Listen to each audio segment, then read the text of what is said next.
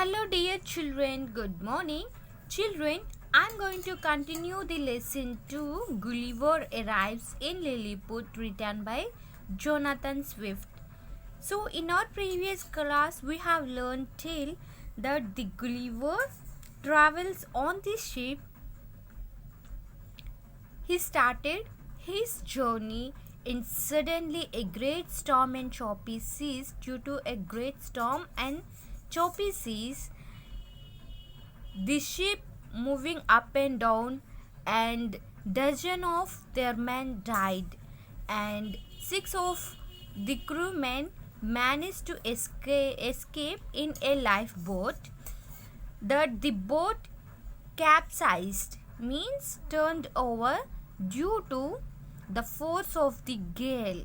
So the Gulliver managed to survive, and he is floating on the water, washed by wind and sea, and he felt that he is going to live no more, and his legs gave way under him, and for this surprise he found that he can stand up in the water and he can walk, and he went to the dry land, and due to the tiredness he collapsed and he went into a deep sleep. On the next day morning, when he woke up, he surprised because he could not move his legs and hands because his full body was tied with strings, and he can see a man, tiny little man, and he was surprised. The sun rays in the morning, the sun rays or directly touching his eyes, and he felt so uneasy, and later with the great effort this man managed to tear off the strings and free one arm, and he also managed to raise his head. Then he felt as 1,000 needles were pricking his hand and discovered that the little men were shooting arrows at me.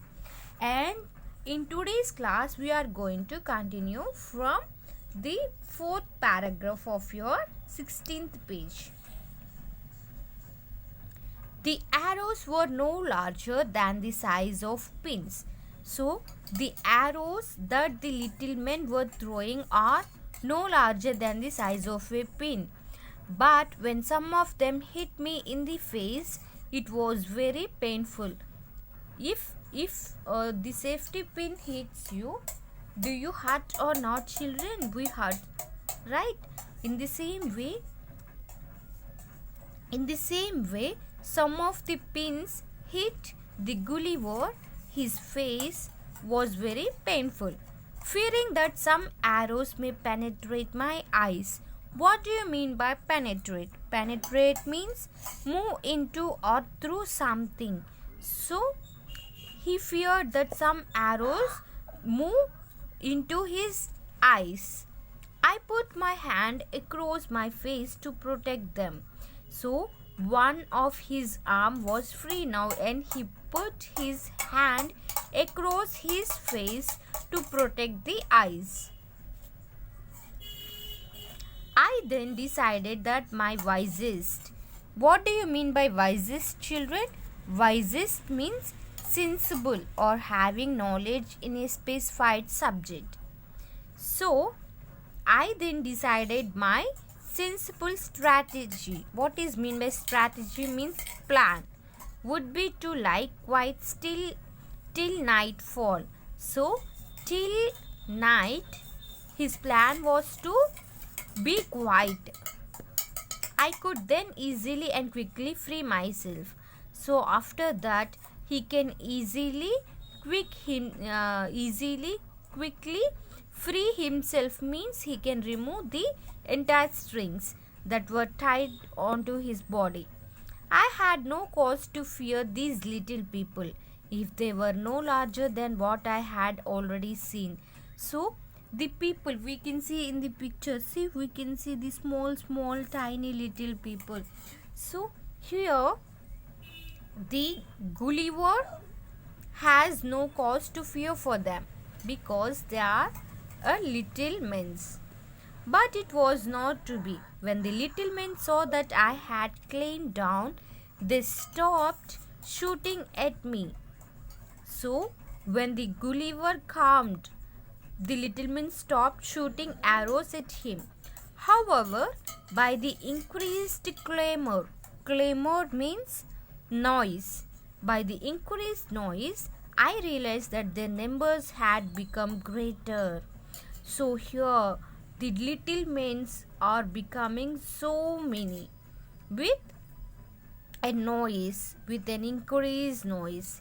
Hearing a sound near my ear, I turned my head and saw that some of the little men were erecting. Erecting means create or establish a platform about 18 inches high. So, around his ears, some of the little men were planning or creating a platform which is about 18 inches high. When the platform was completed, 4 of the little men got up on it. One of them, who appeared to be older and somewhat higher than the other 3, wore a beautiful cloak. Cloak means to cover or hide something, which was held up off the ground by a tiny little boy standing behind me. So, one of them, how he is looking? He is looking older, somewhat older and somewhat higher than the other 3, and he wore a beautiful cloak means he hid his face, which was held up off the ground by a tiny little boy standing behind him. The man in the cloak said something in a clear. So the man who is hiding his face and stood behind him, saying something in a clear, loud voice, and immediately a large group of the little folk means people, came around near my head and cut the remaining strings that held my hair down. I could now see the people on the platform clearly. So, that man told something to the little men, and all the folk came to him and cut the remaining strings that are tied to the Gulliver's hair. So now the Gulliver can turn his head clearly. The man in the cloak, who must have been one of the leaders, made a long speech, and although I could not understand what he said, I managed to follow. Follow means understand what he was saying as he waved his arms about in a sort of sign language, means communication using gestures and hand movements. So, the man who is giving speech, the words of the man can't be understand to the Gulliver, but he can understand the signs of that man. I presumed means arrogant, that he was telling me that I would not be harmed if I did as I was told, but if I tried to break free, they would kill me. I gestured means to express our feelings with a movement of our body. I gestured that I understood what he meant and remained quiet. But then I realized I had nothing to eat for a great many hours. So, for many hours, he had nothing to eat. The Gulliver was so hungry and put my hand to my mouth to show I wanted to eat. So, he is doing gestures in order to show that he is hungry. The leader seemed to understand what I wanted.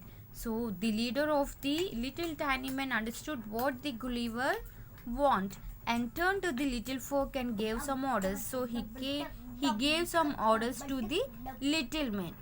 Almost immediately about 100 men marched up to my face carrying food which had been sent to me by their king as soon as he had heard of my arrival.